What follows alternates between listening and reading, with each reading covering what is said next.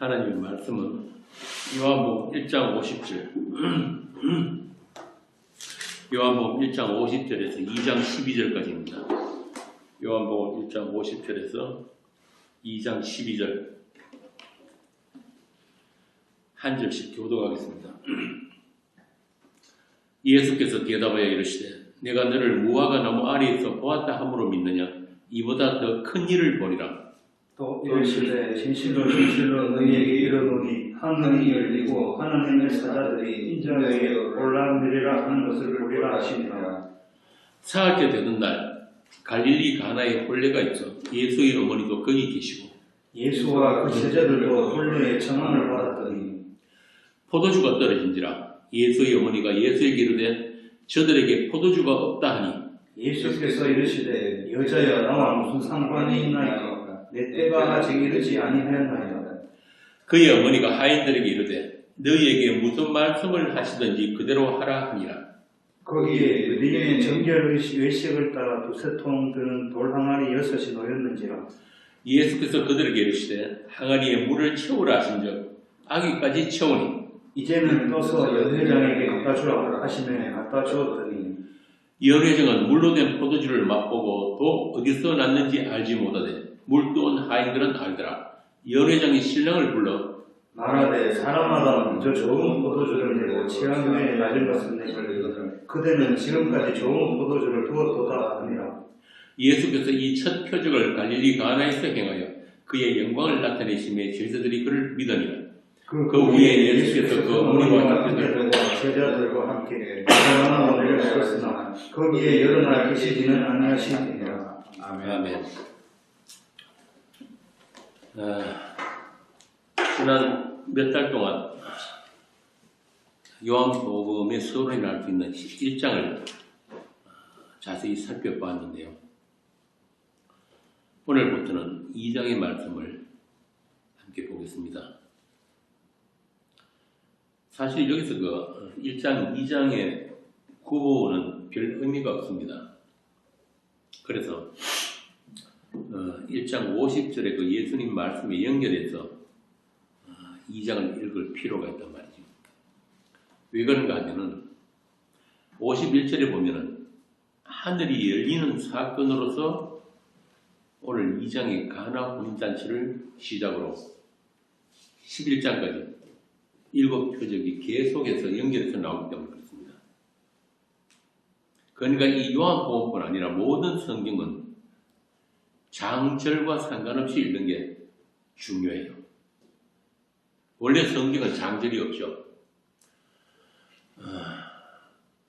아주 한참 후에 이 장절을 사람들이 그 편리를 위해서 만들어 놓은 것 뿐입니다. 그래서 이 장절 때문에 오히려 흐름이 문맥의 흐름이 끊기는 경우가 생길 수 있다는 말입니다. 자, 오늘 첫 번째 표적, 예수님의 공생애 중에 그 첫 번째 표적이라고 하는 가나 혼인잔치의 포도주 사건, 물포도주죠. 물포도주 사건이라고 하는데 여러분 아시다시피 예수님이 보여주신 각종의 이적, 기적 등은 하나의 목적을 가진 표적이라고 합니다. 표적. 이 표적이란 말은 어떤 특정 사물이나 사건을 가리키는 표지판이다, 사인이다, 이런 뜻입니다. 그러니까 길에 세워진 이정표, 간판 그런 거죠. 우리 교회가 있는 이곳을 뭐라고 그럽니까? 이 동네를 약정골목이라고 그러죠. 예. 약정골목. 그래서 길 입구에 보면은 약정골목에 관한 여러 가지 광고 표지판들이 있죠. 그것들이 다 한 가지를 설명하는 것들이란 말이죠. 그 표지판 자체가 약정골목이 아니고. 그러니까 그 표지판, 간판 그 자체가 어떤 의미를 가진 것은 아니다. 그렇게 무언가를 가리키고 설명하기 위해서 등장한 것을 표적이라고 합니다.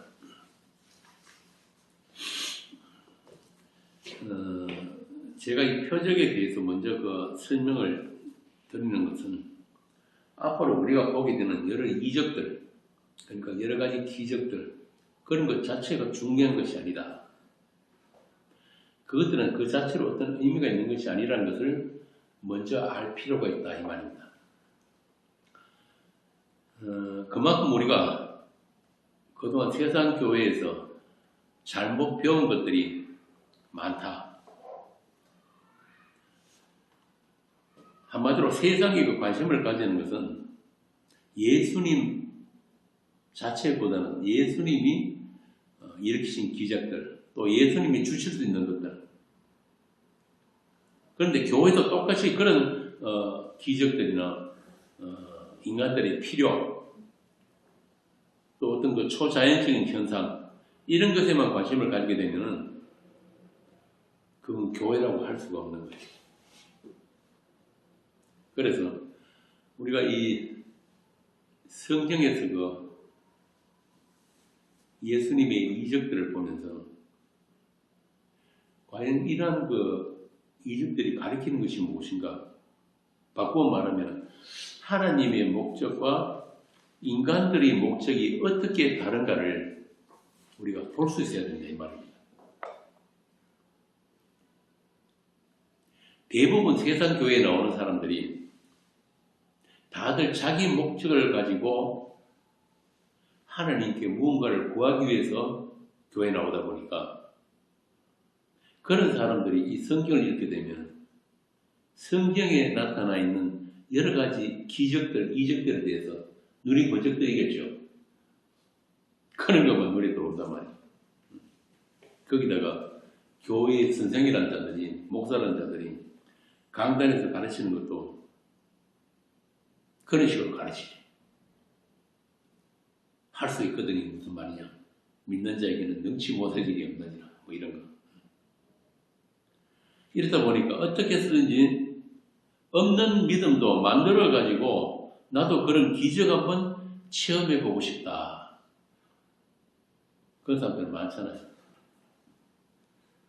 그래서 뭔가 하나님께 얻어내기 위해서 여러 가지 방법론들을 연구를 한단 말이에요. 기도도 그냥 해서는 안 되고 어떻게 해야 됩니까? 새벽 시간에 특별한 시간, 아무 데서나 하면 안 되고 성전에 나와서 해야 된다. 그 다음에 또 뭡니까? 빈손으로 나오면 안 되고 뭐 별의별 이야기 다 나오죠. 옛날에 우리나라 대통령 했던 어떤 분의 와이프도 그랬다 그러잖아요. 새벽마다 큰에서 한 통 들고 와가지고 한 통 다 쏘고 간다고. 그거는 기도 아니고 땡깡이죠. 땡깡 부리는 거. 이런 게 다 뭐냐면 자기 목적을 가지고 교회에 나온 거예요. 자기 목적을 가지고. 이스라엘이 역사 내내 했던 게 바로 그런 거죠. 그래서 그 성경에 보면은 반복해서 나오는 말이 우상을 섬기지 마라. 우상을 섬기지 마라. 하나님하고 거래하려고 양잡고 소잡고 종교 행위하는 것, 그것을 구약에서 뭐라고 하냐면 패역한 이스라엘이다. 패역하다. 오늘날 기독교가 그 수준에서 한 발짝도 못 벗어나 있어요. 그래서 세상 교회가 하나님의 원수가 된 거예요. 이렇게 성경만 하면 세상에 오해할 수밖에 없어요. 또 오해하라고 주신 거예요. 바꾸어 말하자면은 하나님의 사람들, 하나님이 피로 갖추고 사신 그 교회에게만 이 성경은 예수로 읽혀진다. 진리로 읽혀진다. 그 말입니다. 그들만 예수님의 표적을 통해서 죄인으로 폭로되는 은혜를 누리게 된다. 아까 요한복음에서 7가지 표적이 나온다고 그랬는데 그 표적들 전부 다가 뭐냐면 하나님의 사람들로 하여금 그 표적 앞에서 죄인으로 폭로되기 위한 표적이다 이 말이에요. 병 낫고 귀신 쫓겨나고 죽은 자가 살아나고 뭐 그런 게 중요한 게 아니고 다른 메시지가 있는 거예요. 표적을 통해서. 우리는 지금 이 요한복음을 하면서 그걸 읽을 수 있어야 된다.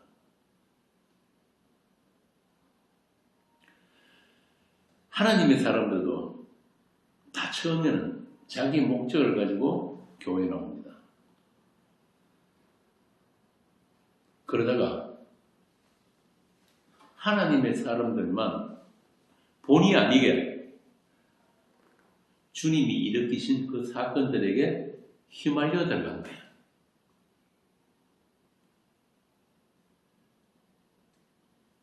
그래서 기적 체험이라 그러면은 환장을 하는 세상 교회들은 관심도 없는 진짜 기적이 있어요. 진짜 기적. 우리가 지난 몇 달 동안 했던 요한복음 1장이 바로 그 이야기를 하고 있는데 그 진짜 기적이 뭐겠어요? 입제실. 뭐가 진짜 기적이에요?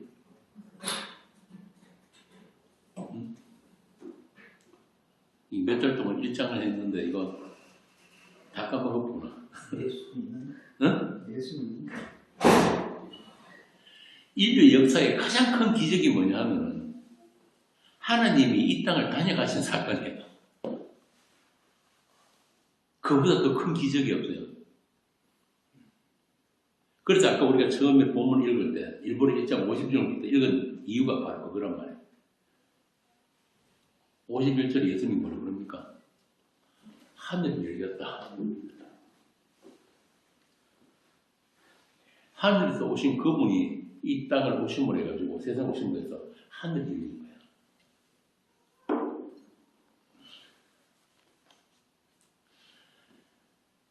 하늘에서 한 분이 오셨는데 하나님만 하실 수 있는 일을 해놓고 가셨다. 그게 뭐냐면 인간들의 죄 문제를 해결하고 가시다. 십자가. 언약의 피를 흘리신 그 사건. 하나님의 피를 흘리신 그것. 예수님은 그 일을 하러 오셨다. 그래서 아까 읽었던 우리 본문이 어떻게 시작되냐면은 진실로 진실로 너희에게 이르노니 하늘이 열리고 하느님의 사자들이 인자 위에 오락내락하는 것을 보리라.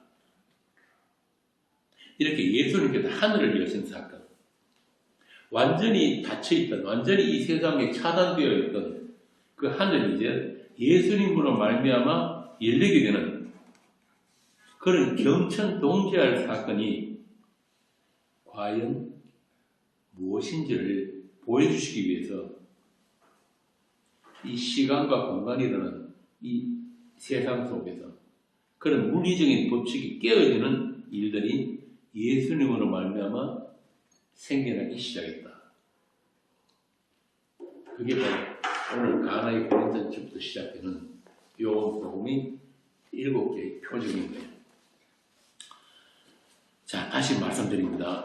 성경의 모든 이적 기사는 전부 한 분 예수 그리스도와 그분이 십자가를 가리키는 사인, 네온 사인 알죠? 그것에 불과하다. 그래서 그것들을 통해서 하늘에서 오신 한 분 인자에 대해서 알지 못하면은 그런 기적에 갇혀버리게 됩니다. 그것밖에는 밟아보지 못한다. 그걸 이제 탐심이 발동된다. 그 표지, 그 사인을 통해서 예수님의 십자가를 바라보지 못하면은 오히려 그런 기적들이 우리 속에 있던 탐심을 발동시키게 된다. 일으키게 된다. 그걸 가지고 뭐라 그러냐면 심판이라고 해요. 심판.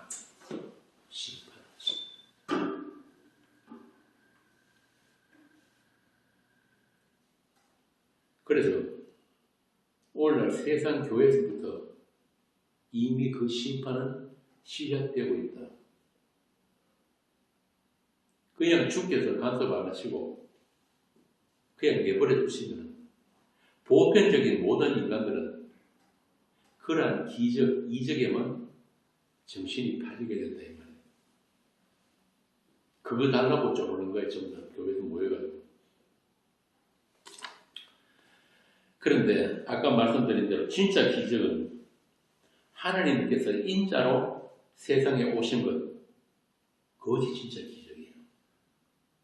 그리고 이 땅에 피를 남기고 가신 것. 영원전에 있었던 하나님 자신에게 한 그 약속을 이루시기 위해서 하나님의 때에 하나님의 전능하심으로 그 일이 이루어졌다. 그래서 하나님을 아는 자들, 하나님과 관계를 가지게 된 자들, 다시 말하면 하나님의 피로 사신 교회가 드디어 이 땅에, 이 세상에 생겨나기 시작했다. 그것을 성경이 뭐라고 하냐면 하나님 나라가 임했다. 하나님 나라가 임했다. 예수님이 그 하나님 나라를 몰고 오셨다.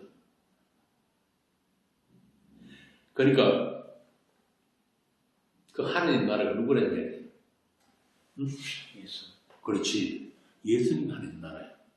그리고 예수님께서 십자가로 난 교회, 자기 몸된 교회, 바로 여러분이 하나님 나라란 말입니다. 이보다 더 큰 일이 어디 있어요?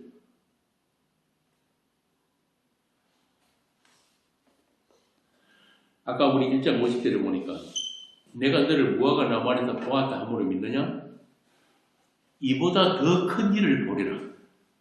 바로 예수님이 말씀하신 게 바로 이 이야기예요. 이보다 더 큰 일을 보리라. 하늘이 열린 것. 예수님께서 시편에 나오듯이 그 영원한 문을 들어 올리시고.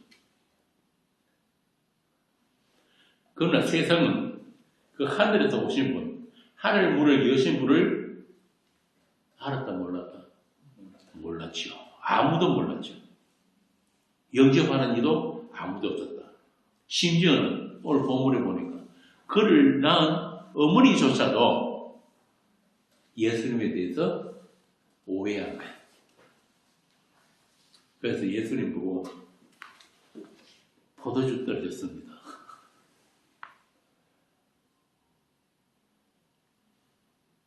예수는 인간들의 필요, 인간들의 부족한 것을 해결해 주는 분으로 아는 것.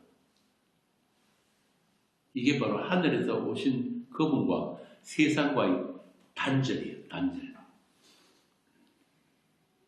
어떤 접촉점도 없더라. 이 요한복음의 특징이 뭐냐면 그 하늘에서 오신 그분과 이 세상과의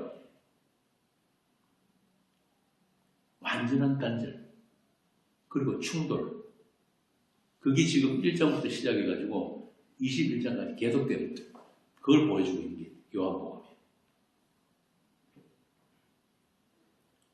이 말을 바꾸어 말하면 세상에는 누구도 천국 갈 수 있는 사람이 없더라. 죽은 세상엔 하나님의 아들이 다녀가셨다. 그에 관한 기록이에요. 요한복음.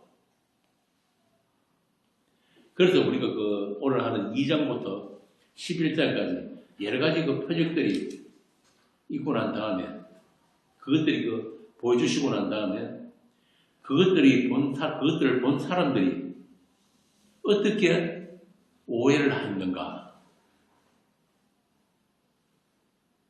그러고 난 다음에 예수님이 또 자기 사람들을 불러가지고 그 기적들에 대한 설명을 또 해주시는 거예요. 해석을.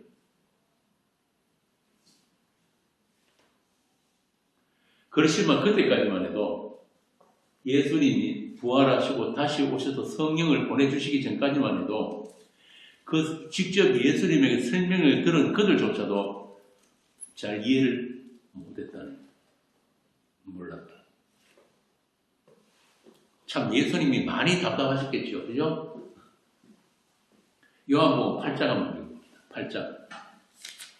8장 21절부터 28절까지 이절씩 한번 읽어보세요. 다시 이르시되 내가 가노니 너희가 나를 찾다가 너희 죄 가운데서 죽겠고 내가 가는 곳에는 너희가 오지 못하리라.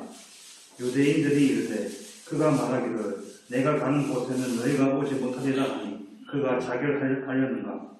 예수께서 이르시되 너희는 아래에서 났고 나는 위에서 났으며 너희는 이 세상에 속하였고 나는 이 세상에 속하지 아니하였느니라.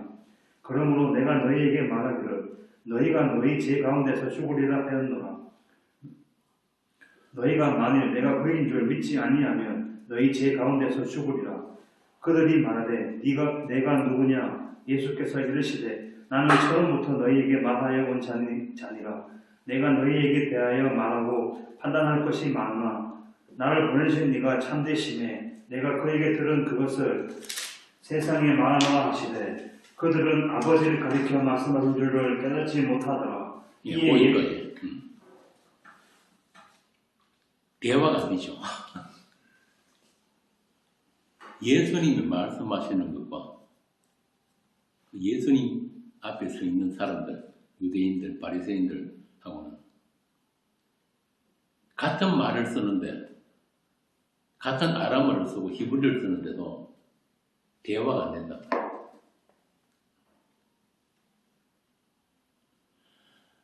이렇게 예수님의 공생애는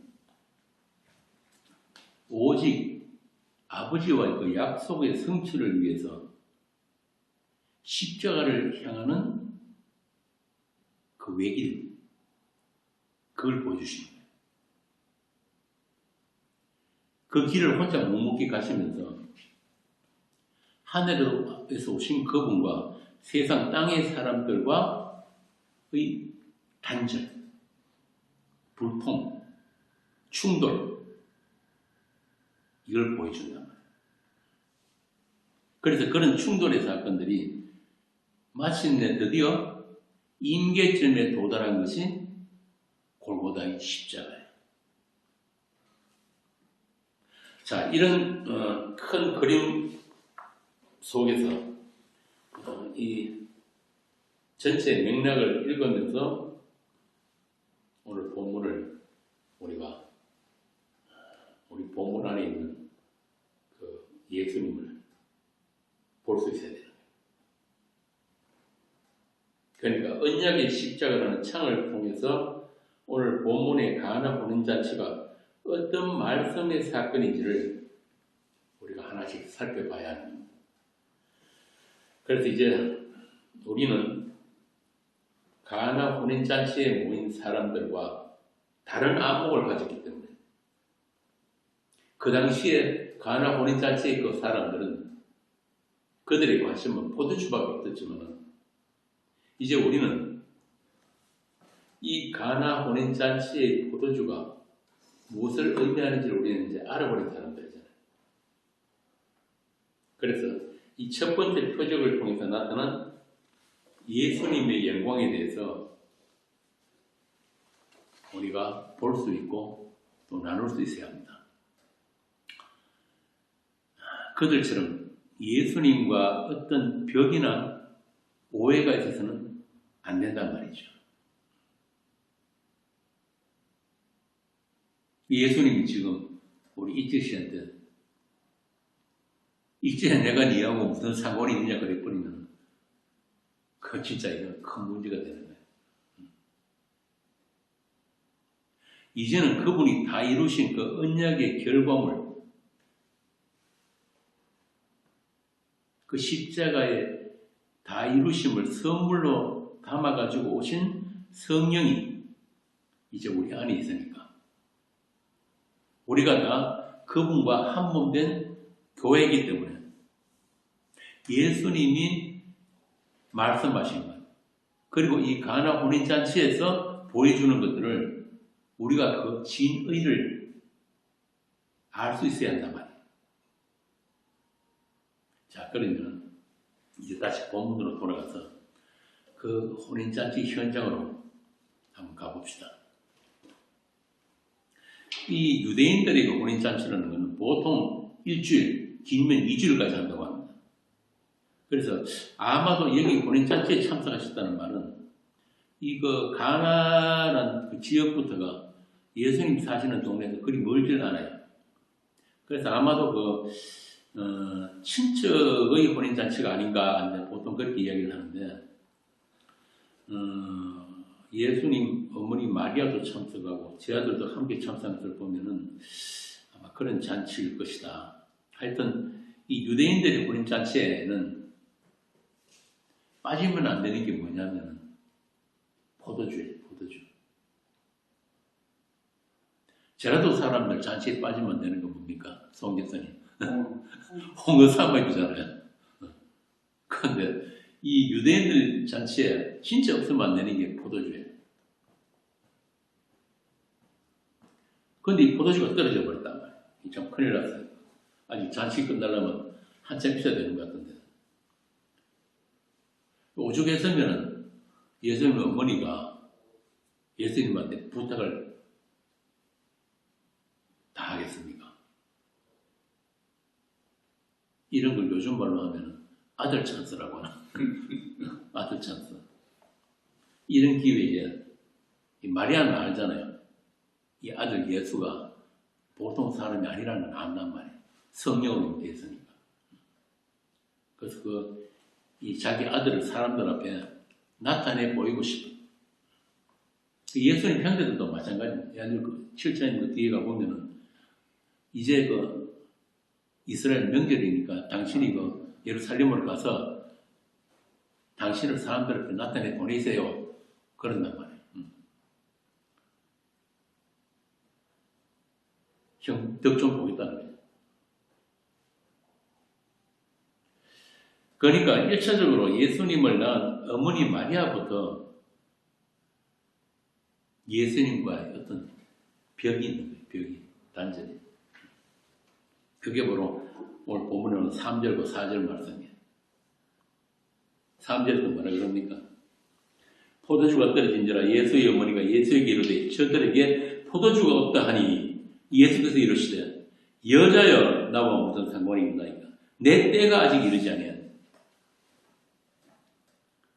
여자여란 말 이 자체가 나쁜 말은 아니에요. 왜 어머니한테 감히 여자라고 하냐는데 이게 여자는 이 당시에 이 여자란 말은 귀인이란 말은 아주 귀한 부인에게 한 그런 존칭어예요. 나쁜 말은 아닌데 그래도 어머니한테 할 말은 아니란 말이죠. 이게 여자란 말이에요. 그러니까 지금 마리아의 현실은 뭐냐 하면 포도주가 떨어진 게 마리아의 현실이에요. 마리아의 현실이 누구? 예수님의 현실은 뭐냐면 4절에 뭐라고 합니까? 여자여 나와 무슨 상관이 있나이까? 내 때가 아직 이르지 않았다. 내 때가 아직 이르지 않았다. 예수님의 현실, 예수님의 관심은 이 내 때에 있는 거예요. 내 때에. 이게 바로 아까 말씀드린 대로 예수님과 세상과의 단절과 충돌이란 말이에요. 그러니까 마리아의 때와 예수님의 때가 다르단 말이에요. 그러니까 넘나들 수 없는 다른 세계. 같은 공간이고 같은 시간대를 살고 있는데 층이 다른 거예요. 층이 다르단 말이에요. 하늘에서 오신 분과 땅에서 난 자들이 그 괴리, 단절, 현실이 달라요.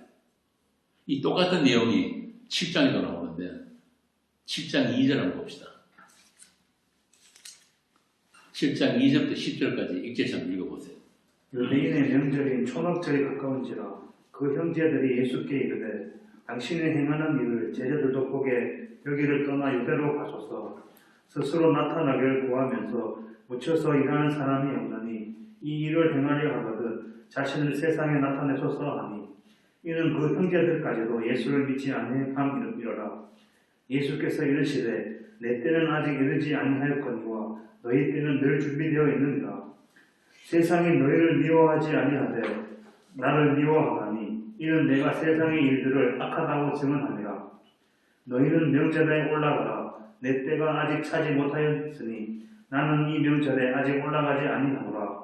이 말씀을 하시고 갈릴리에 머물러 계시니라. 세상이 예수님을 미워하는 이유가 뭐라 그럽니까? 예수님께서 세상을 보고 각하다고. 너희들 때는 늘 준비되어 있지만 내 때는 아직 이르지 않았다. 이렇게 때가 다른 것 때문에 세상은 예수님을 오해할 수밖에 없고 예수님과 충돌할 수밖에 없는 거예요. 그래서 너희들에게 늘 준비되어 있는 그 때란 것이 악하다는 것을 드러내기 위해서 오신 분이 바로 예수님입니다. 그리고 그 결정적인 사건이 바로 세상 예수님을 십자가에 못 박은 것이다. 그러니까 예수님이 말씀하신 나의 때라는 것은 뭐냐면 단순히 어떤 시간적인 때를 말하는 것이 아니라 영원전에 있었던 이미 그 완료되어 있는 그 약속, 그 묵시의 사건이 세상 속에 실제화되어서 나타나는 그것. 그러니까 그 특정한 하나의 목표점을 가리키는 한 때를 말하는 거예요. 하나의 사건을 가리키는. 참 이게 참 어렵죠. 이걸 말로 다 이렇게 표현을 한다는 게 참 어려운데 이 언어라는 건 한계가 있는 거예요. 그래서 이 성경 말씀을 신학교하고 설교학과 가르치는데 어떻게 하면 잘 알아들을 수 있도록 인간이 이성에 잘 이해가 되도록 조작해 놓은 게 뭐냐면 신학이에요. 조직 신학. 그래서 바울이 고린도교회 편지를 보내면서 처음부터 딱 한 장이 딱 깔고 들어가요. 이게 무슨 말이냐면 세상에는 영적인 사람과 육적인 사람이 있다. 이렇게 딱 갈라놓고 들어가요. 그러니까 육적인 사람에게는 아무리 내가 지혜로 지식의 말로 아무리 해도 못 알아듣는 게 정상이다.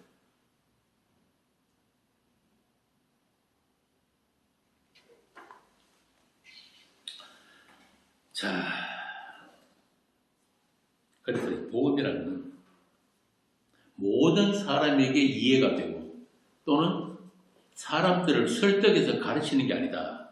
그게 복음의 진리가 아니다. 그래서 마가 다락방에서 성령이 처음 강림하실 때 뭐 했어요? 그때 사람들이 막 입에서 뭐 나왔습니까? 방언 나왔죠? 바로 이게 바로 뭐냐면 하나의 진리로 똑같이 알아들었다. 각지에서 다 다른 지방에서 다른 언어를 가진 사람들이 와서도 하나의 언어로 통일될 수 있었다. 그게 방언의 의미거든. 바벨 사건 때문에 혼잡하게 되었던 그 말이 세상 언어가 성령 안에서만 소통이 되는 거예요. 그걸 방언이라고 합니다. 자, 이렇게 예수님의 때에 관한 말씀은 앞으로도 계속해서 표적들과 함께 설명이 되어지는데 그게 이제 보면 7장, 8장, 12장, 16장, 17장에서 표적과 함께 때에 관한 말씀들이 계속 나오게 돼요. 그게 다 뭐냐면은 예수님의 최종 목적지인 십자가를 가리키는 표적과 때다. 자, 그러면 이 가나 혼인잔치에 등장한 포도주 사건이 가리키는 그 때는 무엇인가?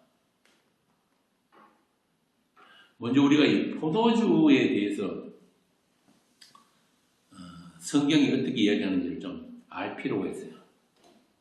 이 구약에 보면은 포도주는 인간들에게 희락, 기쁨, 잔치, 마음을 기쁘게 하는 것 이렇게 나옵니다.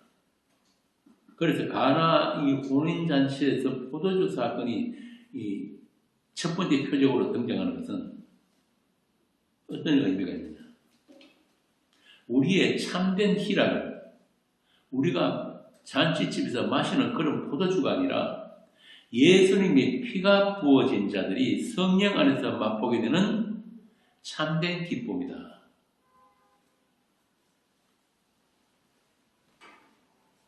앞에서 말씀드린 대로 예수님이 완성하신 그 하나님 나라는 바로 예수님의 피로 사신 교회, 바로 여러분이라고 했습니다. 그래서 여러분은 지금 이 땅에 살면서도 그 하나님 나라를 누리고 있는 그런 하늘적인 존재들이에요.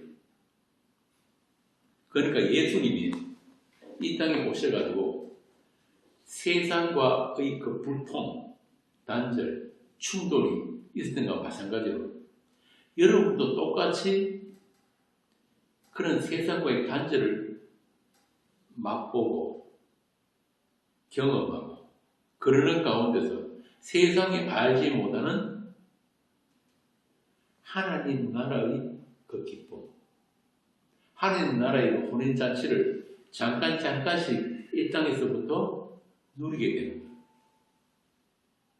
그걸 알라고 지금 이 가나의 혼인잔치를 첫 번째 표적으로 보여주시는 거란 말이에요.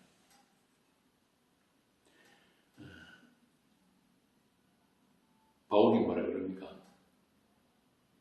하나님 나라는 먹고 마시는 것이 아니요 성령 안에서 의와 평강과 희락이다 그러잖아요. 바로 그거란 말이에요. 하나님의 사람들, 하나님의 영이 임한 사람들은 아무리 이 땅에 좋은 것들을 누리고 가지고 해도 이 성령 안에 있는 이 의와 평강과 희락과는 비교가 안 되는 거예요. 그게 바로 오늘 이 첫 번째 표적인 가나 혼인잔치에서 예수님이 물로 포도주를 만들어 주신 그 사건의 진짜 진의란 말입니다.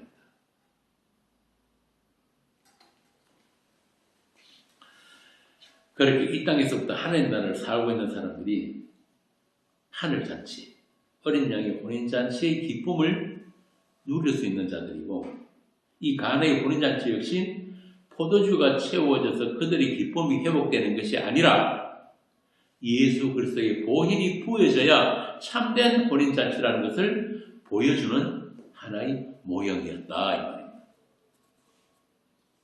그래서 예수님께서 제자들과 마지막 식사하겠죠. 최후의 만찬이라는 마지막 만찬에서 이렇게 말씀을 하십니다. 누가복음 22장 20절 읽어보세요.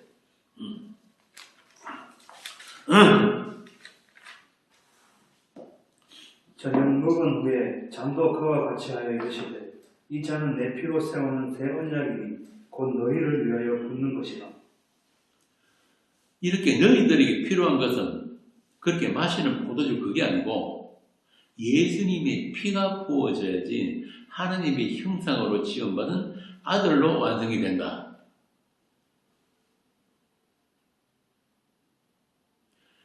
그런데도 세상 교회에서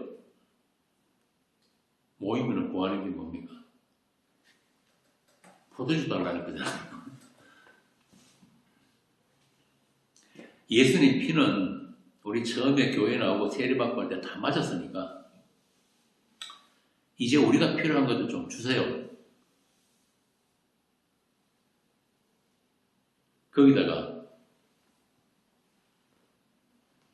교회에서 가르치는 게 뭐예요? 목사들이 가르치는 게 어떻게 하면은 하나님을 잘 설득해가지고 내가 필요한 것을 얻어낼 수 있는가? 그런 방법을 연구해가지고 요즘 우리는 잘 모르지만 교회 떠난 지가 오래돼가지고 세상 교회 가면은 프로그램이 엄청 많아요. 온갖 프로그램들 다 만들고 새벽부터 모여가지고 뭐합니까? 기도 배틀하지. 기도 배틀. 차등 상금론에다가 무슨 그 교회 입구에 보통 헌금봉투 종류가 뭐 10몇 가지 되잖아요. 무슨 별미 헌금, 거기다 뭐 1천 번제, 요즘은 헌금봉투에 구문까지 들고 나들거든요. 고액금만 들어. 무슨 뭐 보호자를 건드는 기도부터 시작해가지고 참 여기 안 나올 수가 없단 말이에요. 여기 이게 다 뭐냐 하면은 히브리서에 나오는 하나님의 심판입니다. 그들이 하는 짓이 예수 이름 걸어놓고 지붕에 십자가 세워놓고 그들이 하는 짓이 뭐냐면 하나님의 아들을 짓밟고 자기를 거룩하게 한 언약의 피를 부정하게 여기고 은혜의 성령을 욕되게 하는 거예요. 그래서 세상 교회가 하나님 원수라고 하는 거예요. 이렇게 하나님의 관심과 세상 인간들의 관심이 다르기 때문에 일어난 사건이 바로 예수님의 십자가 사건입니다. 하나님은 우리에게 생명 주시기를 원하는데 세상은 뭘 원합니까? 생존을 원해요. 생존. 내 목숨. 그러니까 다 자기 목숨으로 살겠다고. 좀 더 튼튼한 목숨, 좀 더 안전한 목숨, 좀 더 가치 있는 목숨. 그거 가지게 되는. 그래서 예수님이 뭐라고 했습니까? 니들 그 목숨 그거 부인하지 않고 나를 쫓는 거 그거 다 가짜다. 자기 목숨 미워하지 않으면 영생 없다.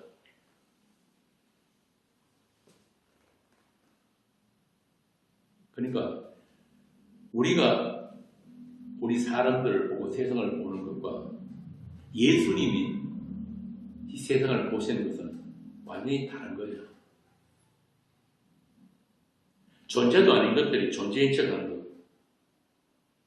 그러니까 사는 게 뭔지도 모르면서 무조건 살려고 하는 거. 이게 인간 본능이다.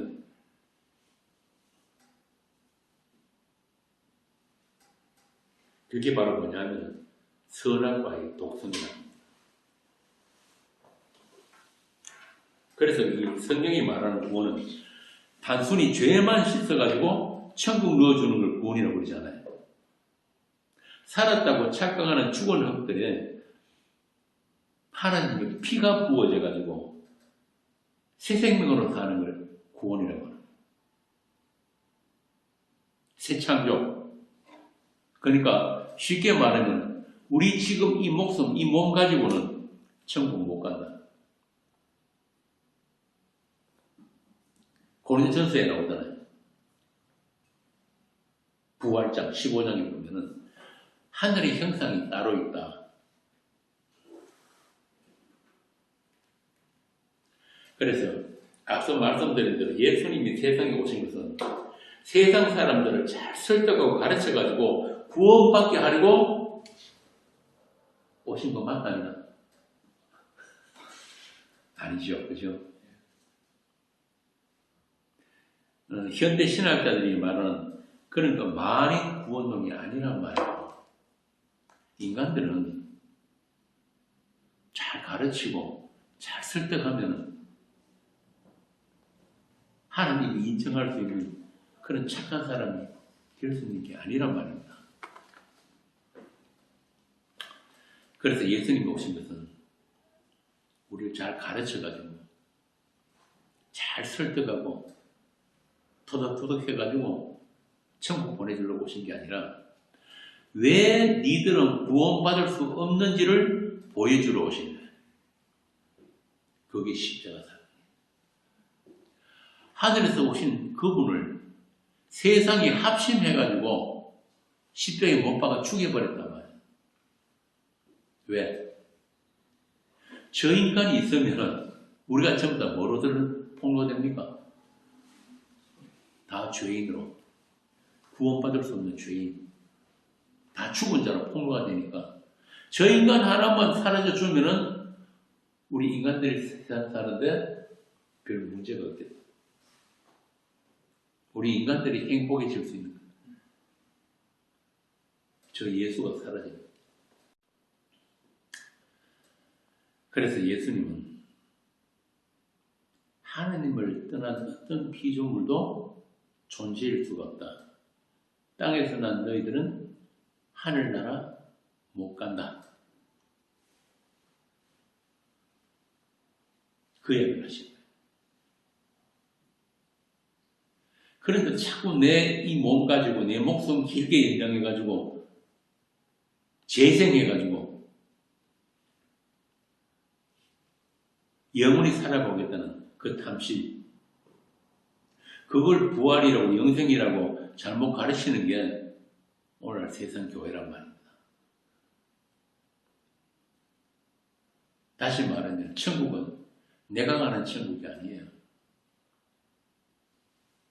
구원도 내 혼자 각자 따로 받는 구원이 아니라니까요. 그리스도의 한 몸 된 교회로서 내가 구원받고 그리스도의 몸으로 가는 천국이란 말이에요. 내가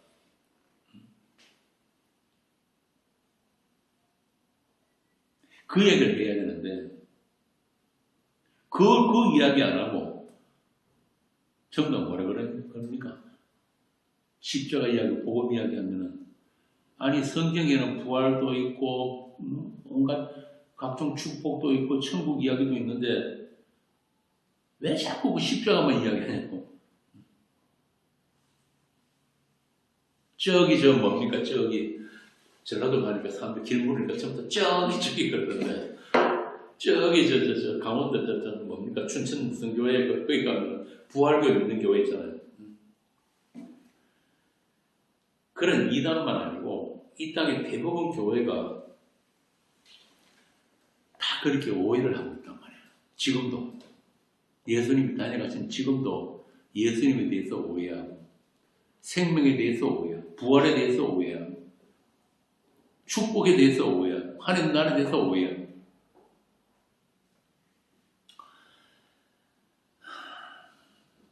사기죠, 사기. 종교개돌자들이 사기치는 거예요. 그래서 예수님이 하늘에서 오신 그분이 나타나자 세상에서 충돌이 일어나. 아무 문제 없던 종교인들의 세계에 예수님이 나타나신 분에서 비상이 일어납니다. 비상. 세상 신이 다스리던 이 세상에 대포권 2가 걸려요. 아니, 대포권 1인가? 전투상, 실제상. 이치씨 군대 갔다 왔어요? 군대 갔습니다. 아, 그리고 모르는구나.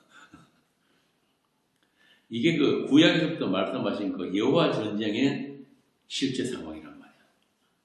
그 구약에 나타난 모든 그 여호와의 전쟁들이 이 예수님이 이 땅에 오셔서 일어났던 그 진짜 전쟁,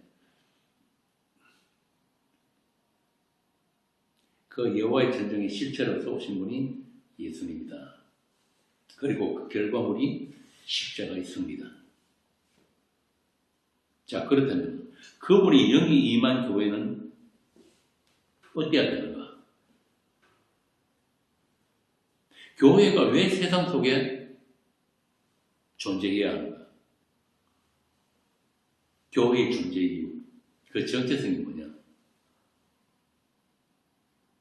예수님이 이 세상을 다녀가신 그 흔적을 그대로 가지고 있는 사람들을 교회라고 하는 거예요. 어떤 흔적? 세상의 오해와 배척 속에 다른 현실을 살고 가신 그 흔적. 그러니까 묵묵히 십자가를 향해서 걸음을 옮기신 그 흔적. 그리고 그 십자가로 승리하신 그 영광. 그 영광에 참여된 교회의 찬송, 정은. 그게 없으면 교회가 아니에요. 대한예수교 장로회가 교회가 아니란 말이에요. 우리 여기서 바로 보이는 저 100년 넘은 저 교회. 역사와 전통이 있다고는 저는 교회를 교회라고 하지 않는단 말이에요.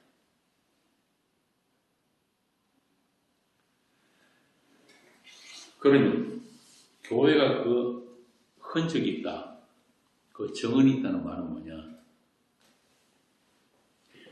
여러분들도 똑같이 예수님이 이 땅에서 치러내신 그 전쟁에 참여되는 인생, 그 인생을 살게 되고 그 길을 가게 된다. 그것이 그리스도의 연합이다. 예수 믿고 복 받아가지고 행복한 인생 살다가 죽어서 천국 갔다. 그 기독교 아니란 말입니다. 오늘날 전부 다 기독교 그거 이야기하잖아요. 어떻게 하면은 이 세상에서 행복하게 잘 살다가 죽어서도 좋은 데 가는 거야. 그런데 성경은 그렇게 이야기하잖아요. 교회가 이 땅에서 존재해야 할 이유, 그게 뭐냐면 에베소 6장에서 쭉 나옵니다. 뭐예요? 전투하는 교회.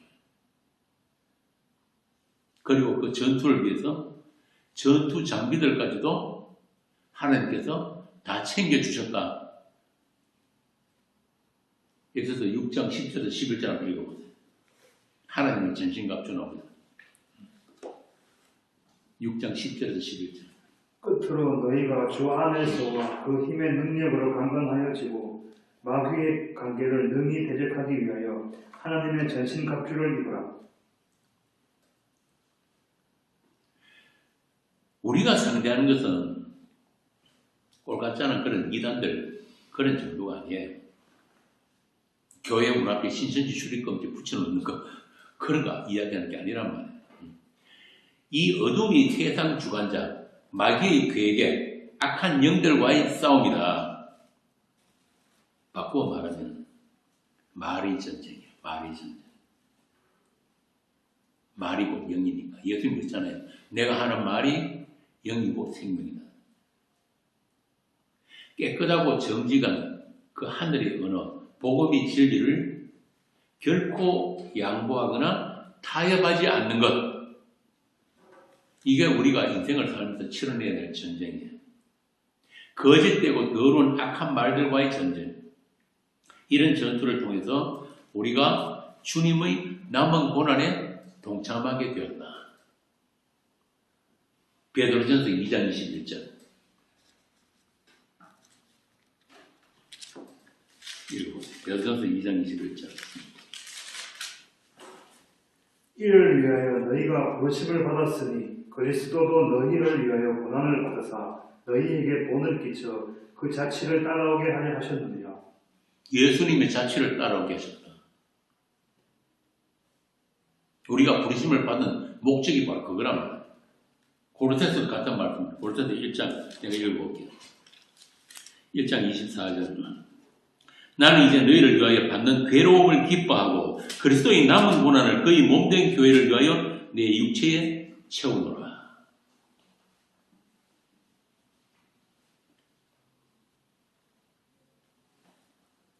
여러분들에게 그리스도의 다 이루심과 주되심을 가르치고 치유하게 하시려고 하나님께서 배치해 두시고 준비해 놓으신 영적 전투의 장, 그 필드가 있단 말이에요. 그들을 그리스도의 군사라고 합니다. 복음의 군사로 당연히 할 말을, 그 정언을 담대하게 하게 하심이고, 그로 말미암아 우리로 하여금 어디로 내보내신다? 큰 성 바벨론의 길가에서 장렬한 죽음을 맞게 한다.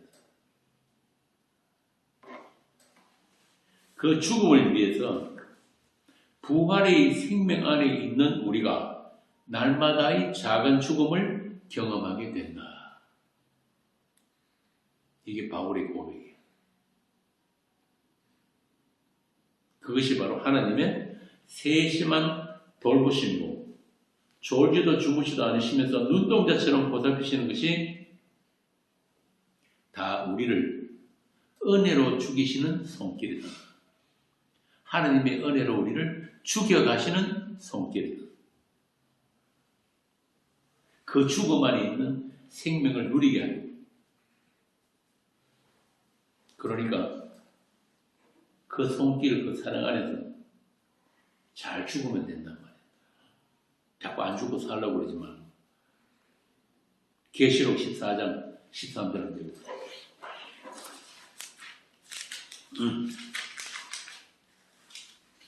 또 내가 들으니 하늘에서 음성이 나서 이르되 기록하라. 지금 이후로 주 안에서 죽는 자들은 복이 있도다 하시매 성령이 이르시되 그러하다 그들이 수고를 그치고 쉬리니 이는 그들이 행한 일이 일이 따르리라 하시더라.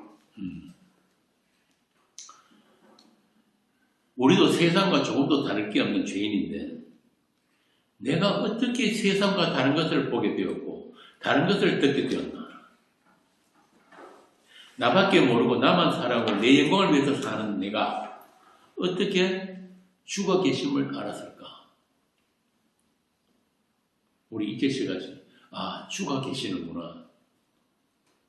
그렇게 죽어 계심을 알게 하는 사건들로 계속 그런 것들이 첩첩이 쌓여가는 인생. 사건의 묵시로서 인생. 어떻게 이 세상을 살아가고 내 목숨을 살아가는 우리가 별세의 소망을 가지게 되었는가? 어떻게 말씀을 사랑하고 주를 사랑하게 되었는가? 나를 기쁘게 하는 것은 포도주가 아니라 십자가의 보혈인 것을 어떻게 알게 되었을까?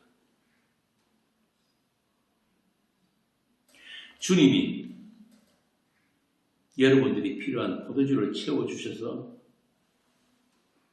그분을 알게 된 거 아니잖아요. 세상이 좋아서 세상에서 잘 살아보겠다고 열심히 살았을 뿐인데 어느 날 보니까 내가 세상 밖에서 세상을 보고 있더라. 지금도 틈만 나면은 포도주 떨어졌다고 징징대는 게 우리인데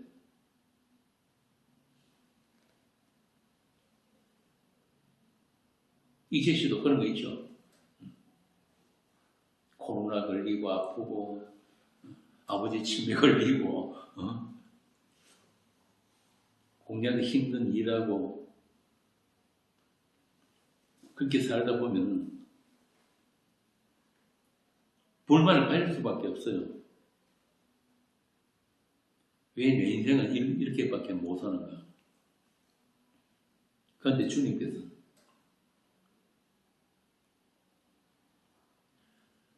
내가 원하는, 네가 원하는 그 포도주 내가 만들어주는 거는 네가 좋겠냐? 네가 원하는 거, 네가 필요한 거 그거 다 들어주면 네가 행복할 거냐? 이런 음성들이 수시로 우리에게 들려와야 된다. 우리는 아직 머물리고 있기 때문에. 이런 주님의 꾸짖음과 이런 말씀이 일평생 우리를 따라다니는 사람들, 그들을 주님의 한몸된 교회라고 합니다. 그런 것들을 통해서 그렇구나, 나를 살리는 것은 포도주가 아니고 주님의 피였구나. 우리가 굳이 죄 있는 육신으로 인생을 살아야 하는 이유가 바로 그거 하나 배우고 그 은혜 하나 고백하고 돌아가는 거구나. 그 죽음같이 강한 사랑이 먼저 우리에게 부어졌기 때문에 우리가 이제 나로부터, 세상으로부터 주님에게로 시선이 바뀌었단 말이에요. 생존에서 생명으로 눈이 들어올려진 거예요. 그분의 용서가 아니었으면 나는 아무것도 아니구나. 살아온 모든 길목에 뿌려진 그 용서의 흔적이 아니었으면 지금 당장 지옥에 떨어져도 할 말 없는 죄인이구나.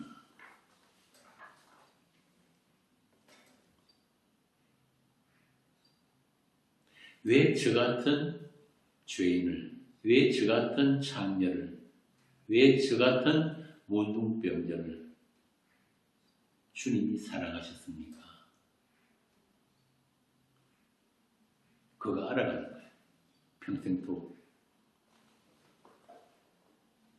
왜 접니까? Why me? 그런데 말이에요. 예수님이, 하나님의 사랑에는 이유가 없어요. 이유가 없어요. 사랑받을 어떤 조건도 자격도 없는 죄인의 괴수를 사랑하신 까닭에 하나님 아들이 피를 흘리신 것, 그것 말고 달리 우리가 세상을 살아야 할 이유나 목적은 없다. 그 사랑 알고 그 사랑을 나누고 그 사랑을 증거하기 위해서 우리가 아직 이 세상에 있다. 우리에게 새겨진 그 사랑의 흔적, 그 생명의 흔적을 세상에 보여주라고 교회가 세상 속에 있단 말입니다. 그들을 빛의 아들들이라고 합니다. 그리고 영광인 찬송이라고 해요.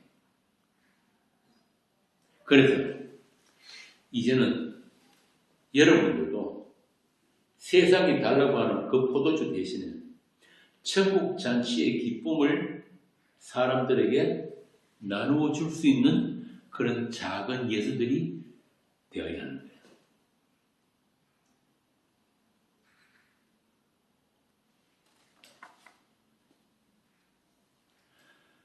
이제 여러분은 일평생 예수님과 동행하면서 이 요한의 책에 나오는 이런 7가지 표적들을 체험하면서 살게 될 겁니다.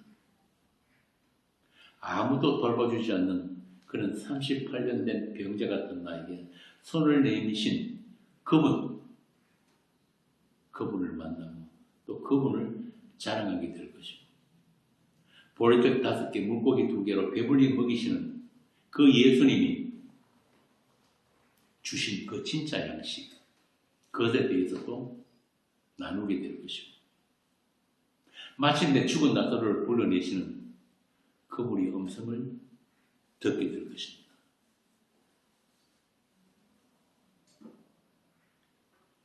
그 모든 표적들이 우리가 영혼들을 노래할 사랑의 노래고, 우리 예수 신랑과 함께 있던 아가의 내용이란 말입니다. 이제 우리에게 주신 이 요한복음을 앞으로 천천히 꼼꼼히 나누면서 우리가 어떻게 그 사랑 안에 있는지를 하나씩 확인해 봅시다. 성경은 전부 예수님 이야기고 또 나의 이야기니까. 이 뜻이 기대되죠? 요한복음? 예. 그러니까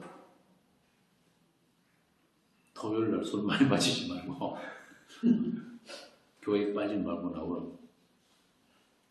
기도하겠습니다. 아버지 하나님, 우리의 빈 항아리를 채워주시고, 우리가 포도주로 즐거워하는 것이 아니라 주 예수로 기뻐하고 주 예수로 자랑하고 주님만으로 행복한 그런 성도들이 되게 하여 주옵소서. 주님과 함께 새 포도주를 마시게 될 그 하늘 잔치의 그날을 소망하는 교회가 되게 하시고, 세상을 향해서 이 땅을 다녀가신 그 하나님을 담대하게 전할 수 있는 성도들이 다 되게 하여 주옵소서. 예수의 흔적이 있는 우리가 되게 하여 주옵소서. 주 예수의 이름으로 기도합니다. 아멘. 강론을 마치겠습니다.